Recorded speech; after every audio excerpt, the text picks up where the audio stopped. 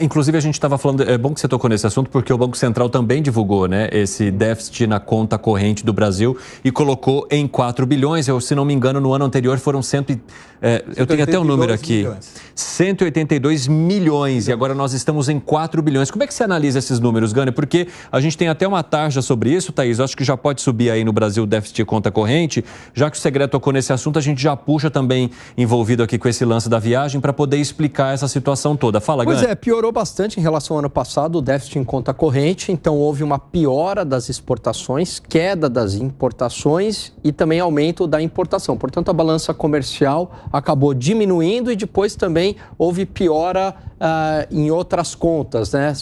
A conta renda e a conta serviço, onde entra também turismo. Agora, o estrago na balança de pagamentos não foi maior porque, em contrapartida, houve aumento do investimento estrangeiro direto, que acabou compensando o déficit em transações correntes. Quer acrescentar algo, Segré? Não, simplesmente que quando a gente avalia em termos do PIB, é 1,4. Não é uma representatividade muito grande, não é um número para se preocupar, mas estamos deixando de pegar mais dólares e isso seria muito bom. Fala, Piperno. Não, eu concordo com os colegas. Eu acho que, no caso, por exemplo, do turismo, esse é um tópico reversível, né? Isso eu acho que demanda, sim, mais atenção do Brasil, até porque não faz muito tempo o Brasil fez grandes eventos, Olimpíada, Copa do Mundo, então isso, em tese, serviria como uma grande exposição do país, uma grande vitrine do país, enfim, para o mundo, e nem isso. O número de turistas que entram no Brasil, de décadas para cá, embora a população do mundo aumente, ele, em números absolutos, ele é sempre igual. Entre 6, 7 milhões de pessoas, assim, menos do que Londres recebe em um ano.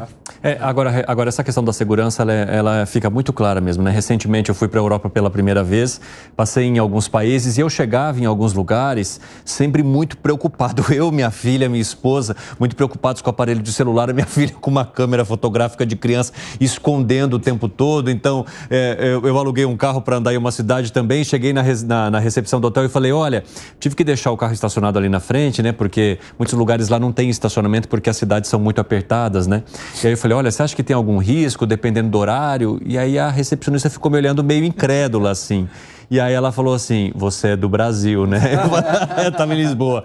Eu falei, eu sou. Ela falou, então tá explicado. Então, assim, essa percepção que a gente tem de insegurança, principalmente em cidades muito movimentadas, igual Barcelona, Madrid, em que tem muito turistas e todos estão com os celulares à mão, né? É lógico que tem os pickpockets, tem gente mal intencionada também, mas assim, o nível e a sensação de segurança são muito maiores. É lógico que a gente leva tudo isso em conta e olha como isso que faz mal pra gente no dia a dia, Evandro, porque a gente tem esse tipo de preocupação o tempo inteiro com o celular, sai aqui na Avenida Paulista, já esconde, enquanto em outros lugares isso é natural, as pessoas andam com o vidro aberto do carro. Então, olha como que essa preocupação constante com violência, que já se tornou algo natural, orgânico no nosso dia a dia, faz mal. Porque isso é estresse, né? Do ponto de vista psicológico. E lá fora você vê as pessoas muito mais relaxadas. Por quê? Porque elas vêm de países onde isso não ocorre. E aqui no Brasil,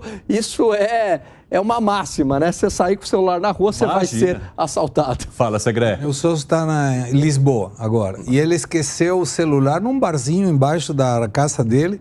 Quando se tocou, ele já estava na casa. Onde deixei o celular? Nossa, em cima da mesa do bar que tinha ido para tomar um vinho lá. Voltou e o celular estava aí. Ninguém pegou o celular. Imagina que leva o celular, o vinho à mesa.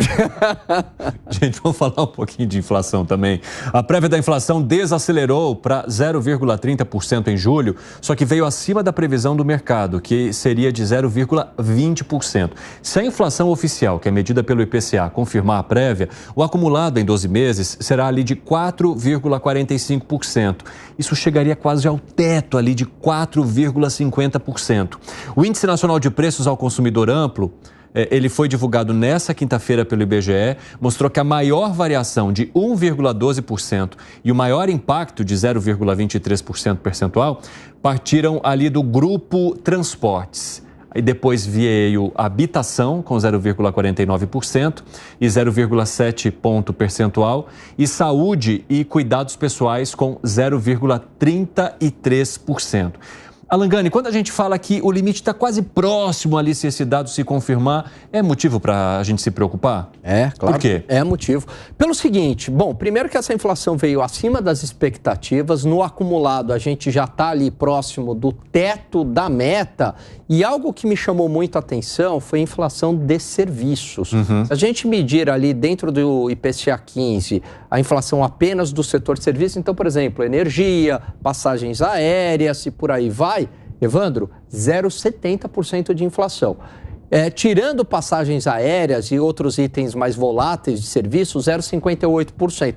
E o Banco Central olha muito para a inflação de serviço, que é a que tem sido mais resiliente, demorando aí para arrefecer. Por isso que a taxa de juros aí continua acertadamente em 10,5%. Piperno já começou a dar risada. Que foi, Piperno, jogando a gravata na cara? Que foi? Mas tudo é pretexto. Porque agora, então, a inflação, o grupo de serviço está alto, o déficit fiscal está alto, o desemprego está baixo, tudo é. Tudo é pretexto para o Banco Central, afinal de contas, manter essa taxa maravilhosa lá em cima, atrapalhar o setor produtivo, mas agradar demais o mercado, que acaba ganhando com... E vai ser assim sempre. No Brasil, veja, Cabral não tinha chegado aqui ainda e já era assim. E desde sempre foi assim. Vamos continuar, enfim, os argumentos contra e a favor, eles vão se repetir sempre, mas tem 3 certezas no Brasil: que a gente morre, que a gente paga imposto e que a taxa de juros vai ser alta. Qualquer que seja a situação. Mas você acha que esse resultado próximo ali da meta, ele não é prejudicial ou preocupante?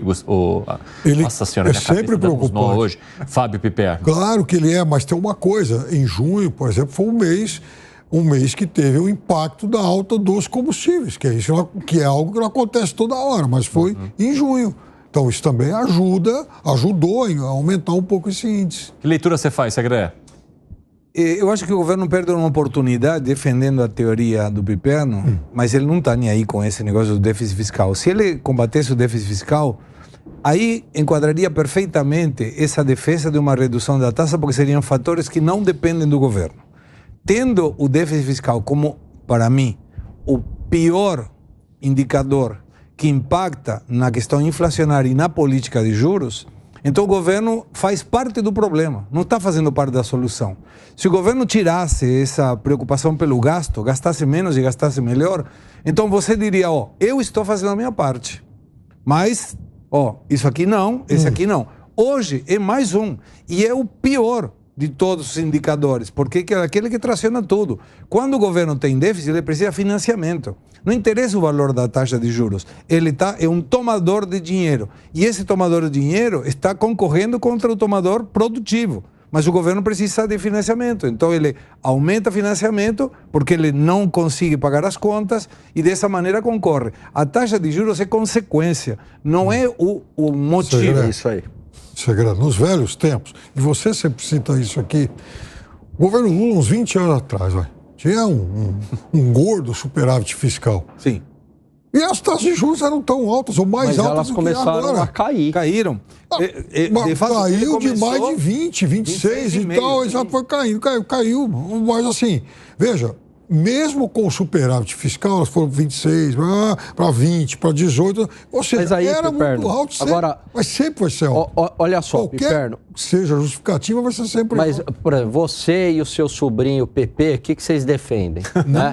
Seu sobrinho PP. Vocês defendem o seguinte, olha, vamos reduzir essa taxa de juros que não vai gerar tanta inflação. No governo Dilma foi feito isso, ali na canetada, a pressão em cima do Banco Central, chegou a 7,25, a inflação voltou, teve que subir novamente. Coisa é uma porque o Estado é gordo. Cada coisa é uma coisa. Ninguém está dizendo que tem que sair desse 10,5 para, enfim, no mês que vem baixar 6. Não é isso. Ninguém defende isso.